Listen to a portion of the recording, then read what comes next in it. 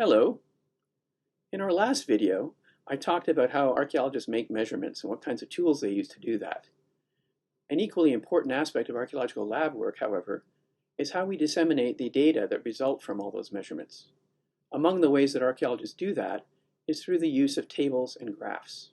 So in today's video, I'd like to talk to you about the effective use of tables and graphs. And I'll do that by showing you some examples of what I would consider good graphs and tables, as well as some examples that I would say are not very effective, or in some cases downright misleading. And I'll summarize at the end of the video by giving you some tips on how you can make sure that your graphs and tables are as effective as possible.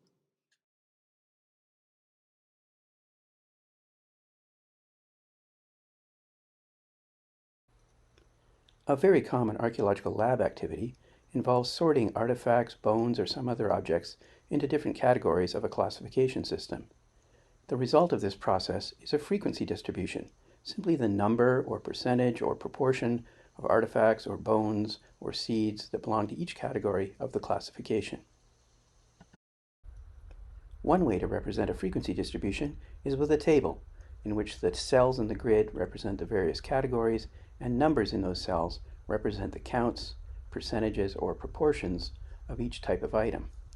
This can be somewhat effective when there aren't too many cells or too many numbers, but gets hard for readers to interpret when there are too many. You'll also notice in this case that the numbers are jammed up against the left margins of each cell, which makes it harder for the eye to track from one category to another. This table uses most of the same data as the previous one, but this time only shows the percentages, because those facilitate comparison among the sites. I've also reversed the order of the X and Y axes and reordered the rows so that the most abundant fauna are at the top of the table and the least abundant at the bottom. The column on the right gives a kind of marginal total that allows us to compare the values to see which ones are unusually high or low, and I've bolded the ones that are particularly high or low values to draw the viewer's attention to them. The marginal percentages near the bottom, as well as the sample sizes at the bottom, make it obvious that the Baja site has a disproportionate effect on the percentages in the right column. Another common way for archaeologists to display frequency distributions is with bar graphs, in which the height of each bar is proportional to the number of items that belong to a particular category. This is a rather easy graph to produce and is also easy for the viewer to interpret because the human eye is pretty good at comparing the heights of bars.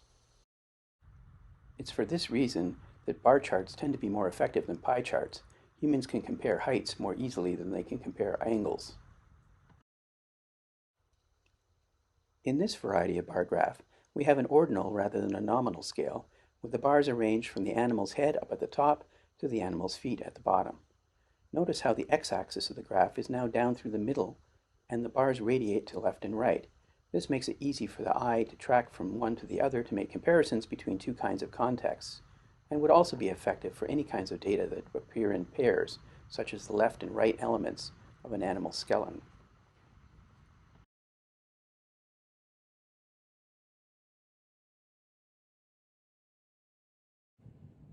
One of the most common kinds of graphs that archaeologists use and see in publications is the histogram. A histogram is a classic example of a frequency distribution, which means it shows the distribution of measurements in a data set along a single dimension, like length or mass or width.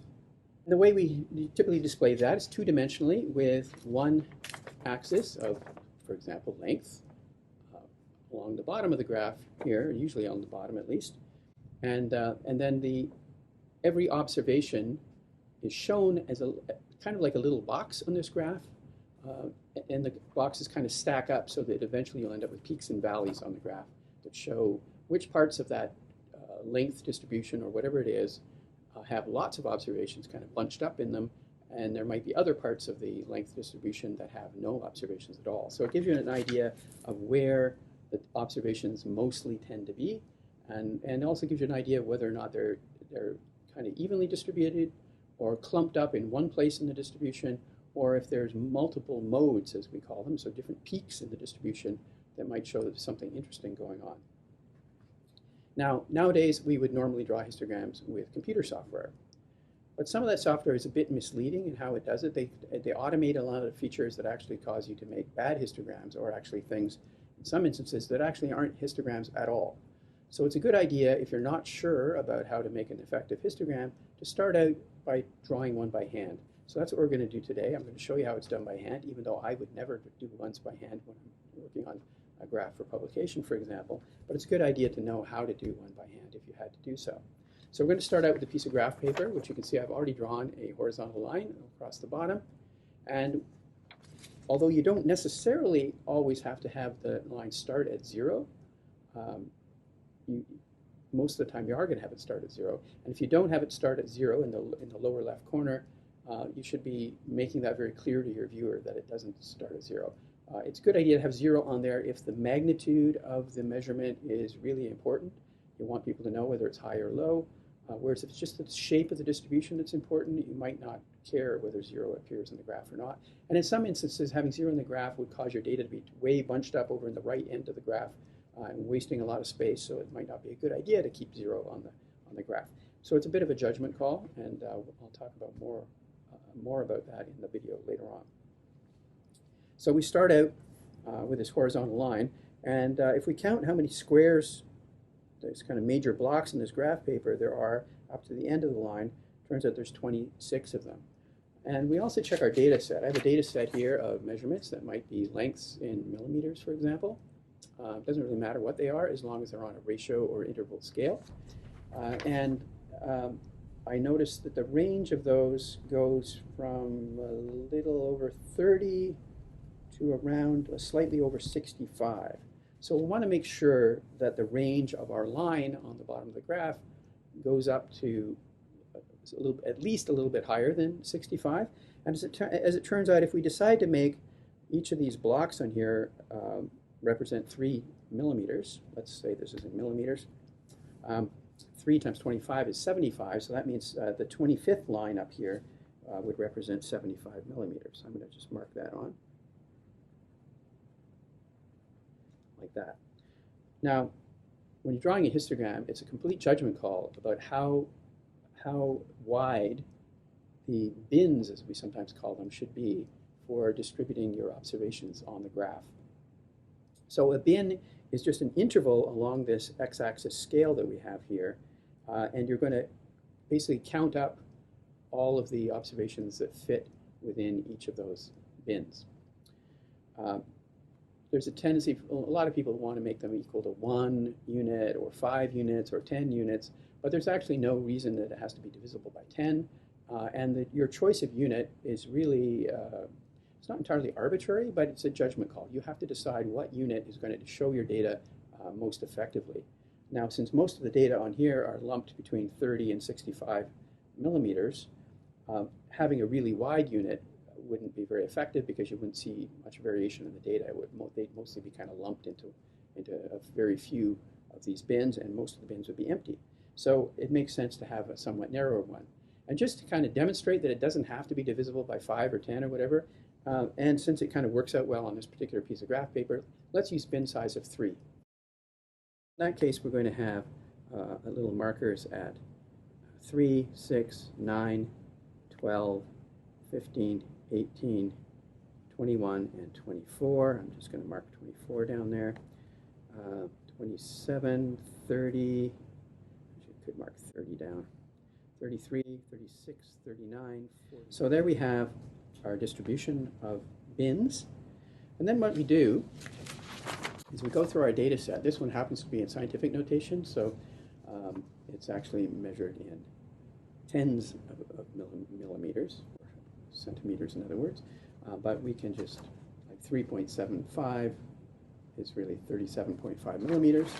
So for each of the observations, we want to draw a little square that's the width of one of these bins, and we'll draw that square. Actually, it doesn't have to be a square. It could be a rectangle, as long as all the rectangles are the same height, because on histograms, the important thing is area. So we're going to represent each one of these observations by a rectangle of the identical area and parked on the graph where it belongs along the x-axis. So our first one here will be 37.5 millimeters. So that would be, there's 33, 36. It's going to be between 36 and 39, obviously. So let's put, I'm going to make them square just so it's easy for you to see. And we're not going to be too tidy here because obviously if you're doing this for publication, you do it on a commercial, on a computer using software, and you make it look nice and tidy and everything. But this is just a rough one to give us an idea of how we do that. So I'm just going to tick that one off to show that we've done it. The next one is 44.3. So here's 44 here, so that's going to go right here. And the only reason I'm drawing an X on here is just to make it a bit easier for you to see. So tick that off. Next one is 37.9. So it's 33, 36, 39. So that's going to be in the same bin as this one, right? Because it's a higher than 36, but less than 39. So it's going to go here.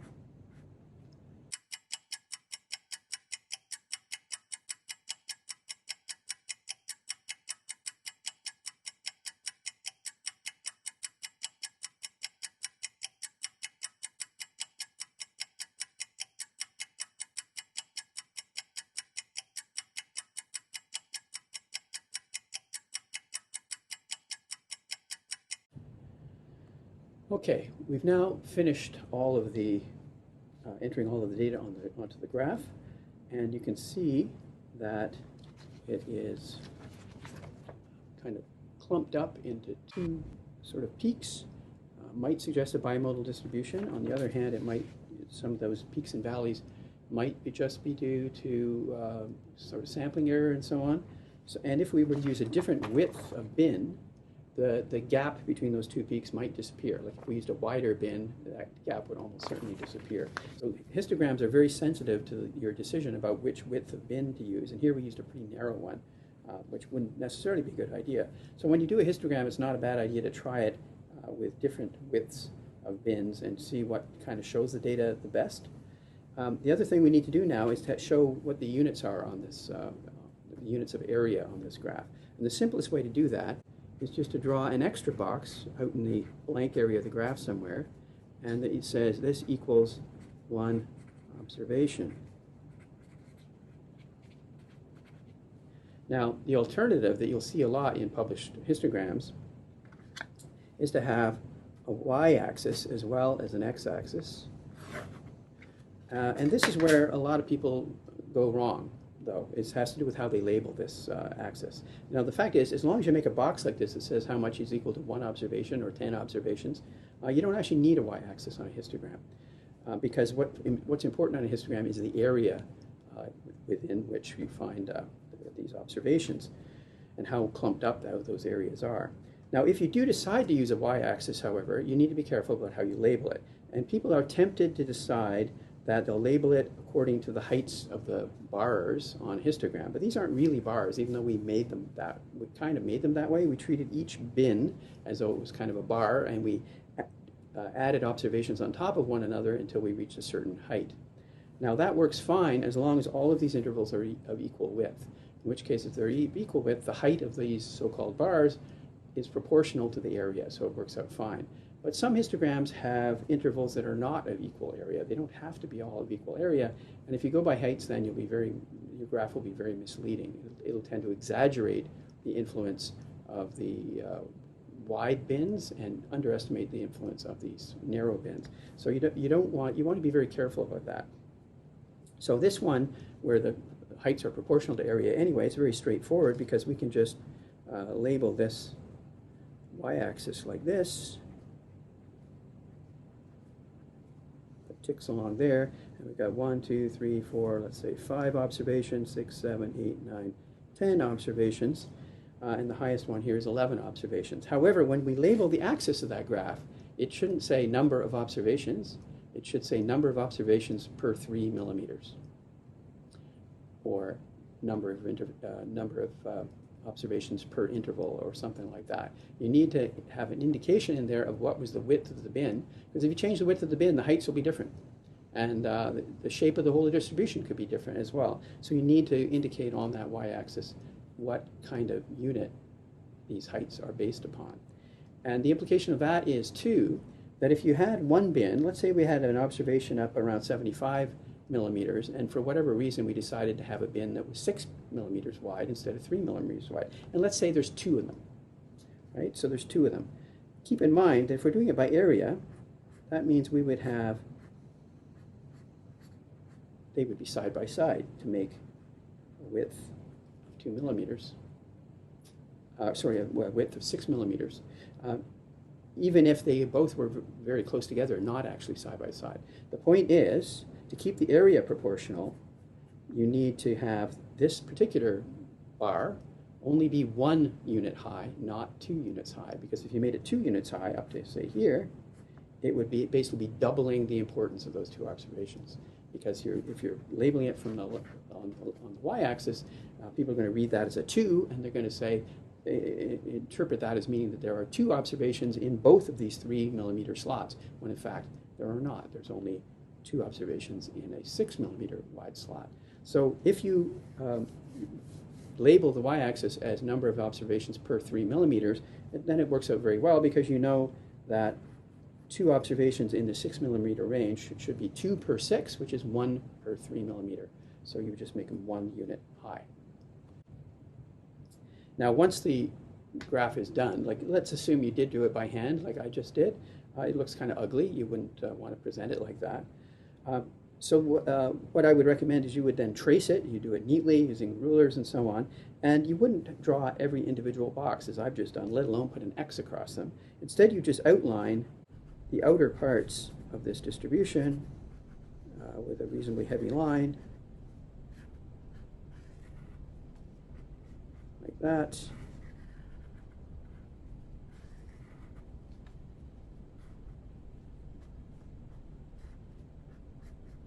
And if you're able to do so, you would then shade in the area beneath or within that heavy line to emphasize that it's an area. And you would also shade in the little key one up here that says how much is 1 observation.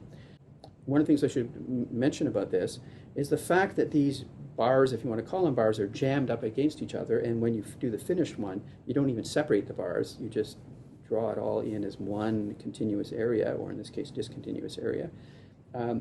That emphasizes that the data in this particular instance are on a continuous scale, because measurements in millimeters are ordinarily, at least, on a continuous scale, which means there's no discrete intervals between things. If, on the other hand, we had discrete data, such as the number of handstones found in the rooms of a number of structures, we would show the bars separately, as here, to emphasize the fact that we could find 1 or 2 or 3 handstones in a room, but we're not going to find 1.3 or 6.2 handstones in a room if we're quantifying the handstones as number of specimens.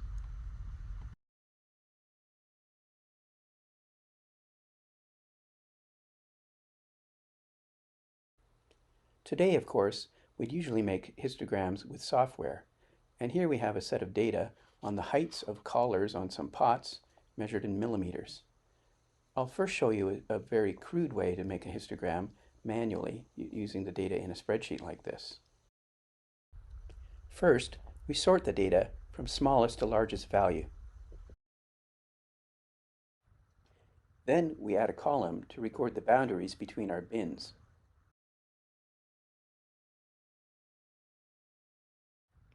And add yet another column to tally the number of observations that fall within the interval of each bin.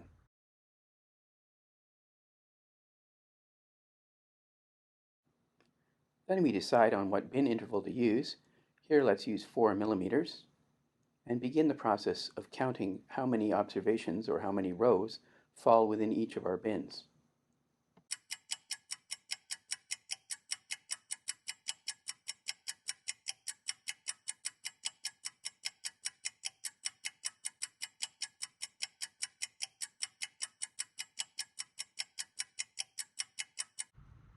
We can now use the bin totals from the third column in order to start drawing our histogram. Since here we used equal intervals of 4 millimeters, the bin totals can be proportional to the height of the bar within each interval.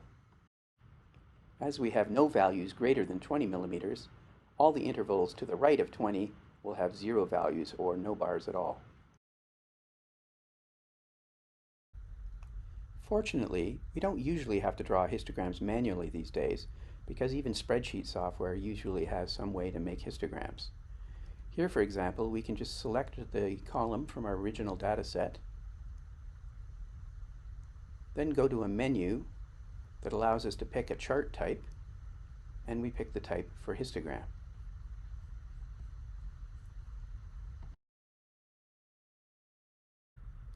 This generates an automatic histogram within a box that we can then resize.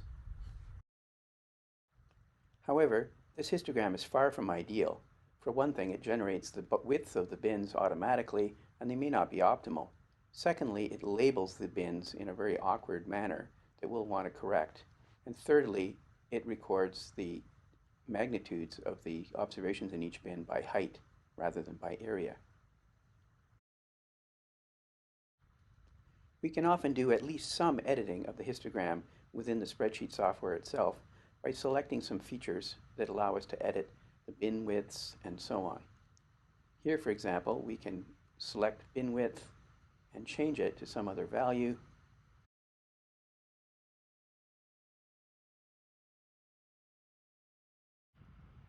And you'll see how much the shape of the histogram changes when we change that bin width. We also see that the scale on the y-axis changes quite substantially because the bin widths are now narrower. And here we see again with the still narrower bin widths.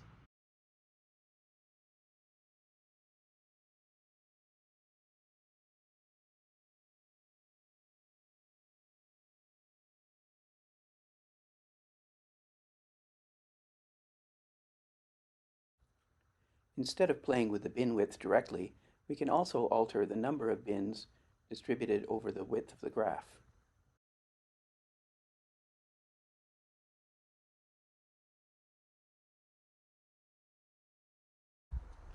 But even when we find a bin width that seems to represent the data quite well, there are features in this graph that aren't very desirable. For example, the label for the x-axis is at the top of the graph instead of at the bottom. The labels on the bins are very crowded and messy. And there's an unlabeled y-axis that's scaled to bar heights rather than bar areas. And worse yet, the software provides lots of special effects that tend to distract from the data rather than help the viewer understand it.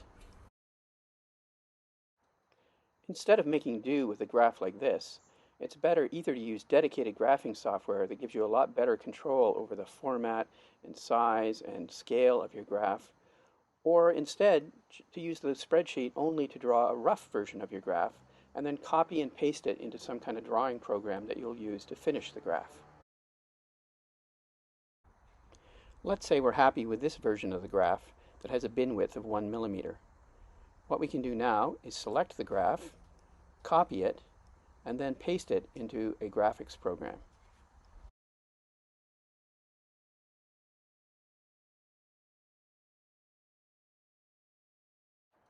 In this instance, I'm using Adobe Illustrator, but there are lots of other programs that you could use instead.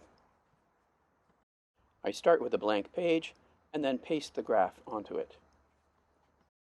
It occupies layer 1 in the file, and I have to resize it to get it to fit on the page better. I then show a grid on the page so that I can resize the graph again in such a way that the boundaries between the bins and the heights of the bins match up with the grid.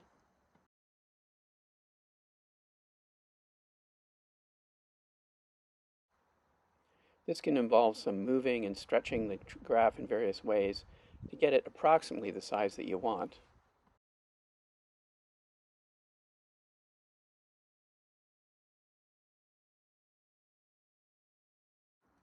You also have to make sure that the graph is transparent so that you can see the grid in behind it to do the fine-tuning of the scale.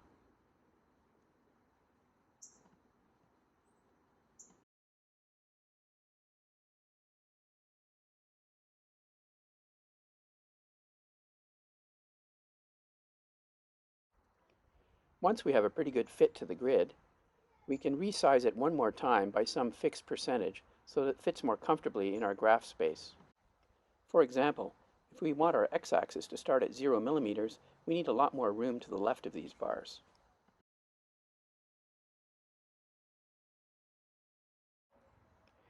Here I'll leave the height the same by setting it at 100%, but I'll change the width to 50%. Next, we move the graph to the right.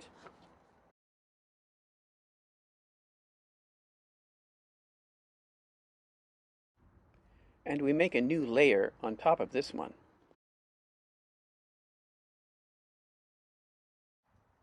Let's rename layer 2 axes to indicate that that's where we're going to draw the axes for our graph. Now with layer 1 locked and the axes layer activated, we can begin to draw a box around our graph and select line thicknesses for the box. Let's try a 2-point line thickness. Next, we'll draw a small vertical tick mark, copy it and paste it so that we can have identical tick marks along the bottom or the x-axis of the graph. Because we used a 1 millimeter bin size in this case, we can align the ticks to the corners of the bars on the graph. That way, we ensure that the tick marks are 1 millimeter apart.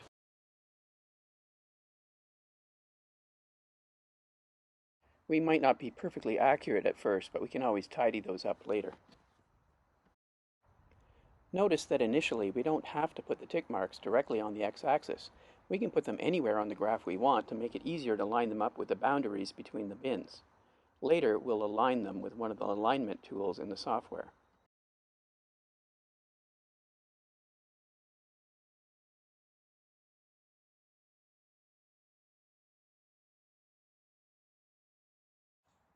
Once all the tick marks are the correct horizontal distance apart, in this case 2 millimeters, we can then align them using the alignment tool. We select everything on the layer except the outer box, and then pick a range on a horizontal line.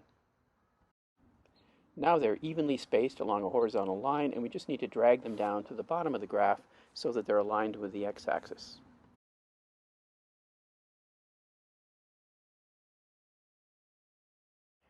Now we can copy this group of tick marks and paste them so that we can make more tick marks to the left on the graph. However, to avoid being distracted by the histogram bars while I'm working on the axes of the grid, I will first turn off that layer. I'll zoom in so I can place the ticks more precisely. I paste the tick marks, then move them into position so that they align with the grid.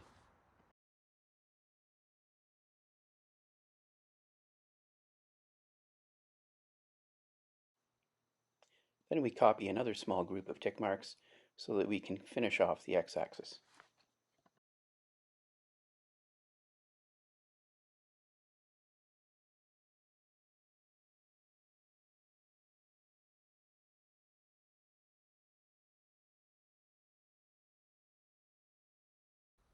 After zooming out again, we select all the ticks and make sure they're all aligned properly. Either in the axes layer or in a new layer for labels, we select a font and a point size, and we begin to place some labels along the x-axis. We don't need to label every increment, let alone with its beginning and end. We only need a few points along the axis to give an idea of the scale.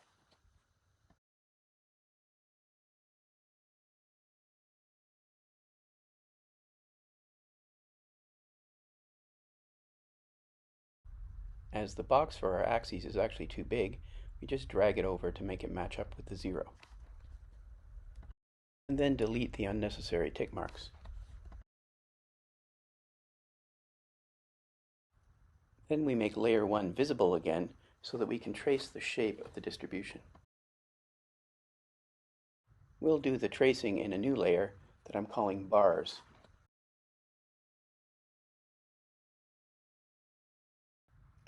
We'll zoom in a bit so that we can trace it more precisely. We'll use the pen tool, set to no fill, and hold down the Shift key to make sure that all the lines are either vertical or horizontal.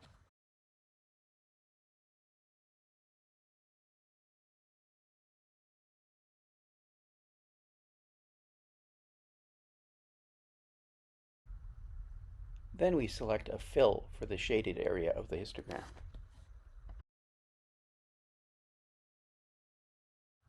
This is where you'll have to decide what color or tone would be most effective for your graph. If your graph is going to be published in a print medium, it's often a good idea to use a grayscale for the fill.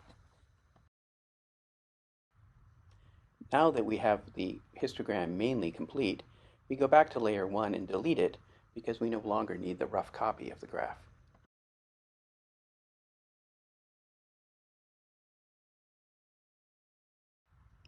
We do some fine adjustment of the placement of the shaded area to reflect the fact that the Excel spreadsheet had started the leftmost bar at 9.8 rather than 10 millimeters. After zooming in a bit, we select a square area on the graph to represent one observation.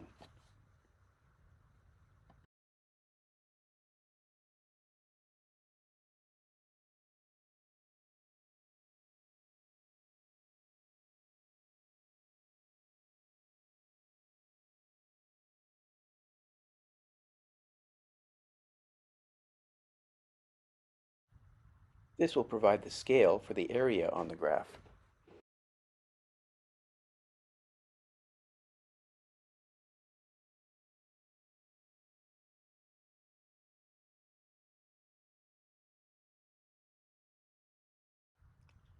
Then we add a label for the x-axis that shows the units.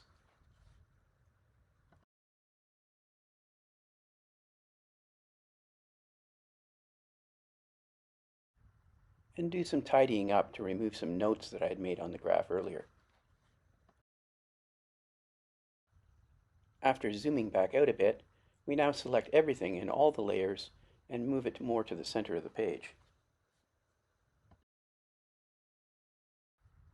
We now have a simple histogram with only as much labeling as it needs.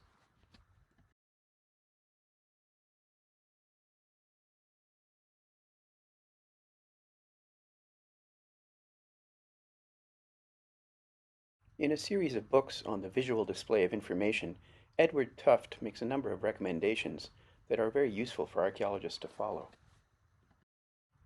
One of Tufte's concepts is called the data-ink ratio. Essentially, the focus should be on the data, not on decoration that uses up a lot of ink. For example, this graph has a lot of unnecessary lines and labels that do nothing to highlight the information. This other graph that has exactly the same data is much cleaner and puts the focus on the information. In general, you shouldn't use any more labels than are necessary to show the magnitude of the observations and to make the graph's purpose clear. You also don't need to put on a lot of grid lines. You should definitely not put numerals on tops of bars or pie chart segments because they're redundant and just use up a lot of ink. Furthermore, you should avoid using cute images or meaningless decoration on your graphs. Another of Tufte's principles is graphical integrity, which means ensuring that your graphs are honest. The graph should not mislead the viewer by distorting the magnitude of values, either by nonlinearity of bars or lines on your graphs, or by distorting the areas on histograms or pie charts. 3D effects can cause these kinds of problems. Consequently, you should only use 3D effects for 3D data and avoid the use of icons that might distort area on the graph. Here, for example, we see a simple bar chart that has a 3D effect to give the bars perspective. This distorts the areas of the bars so they're no longer proportional and therefore misleads the viewer. Here, icons of the artifact types have replaced the bars with their heights proportional to their abundance in the assemblage. However, the icon representing 30% has 2 or 3 times the area of the one representing 20% and 4 or 5 times the area of the one representing 12%.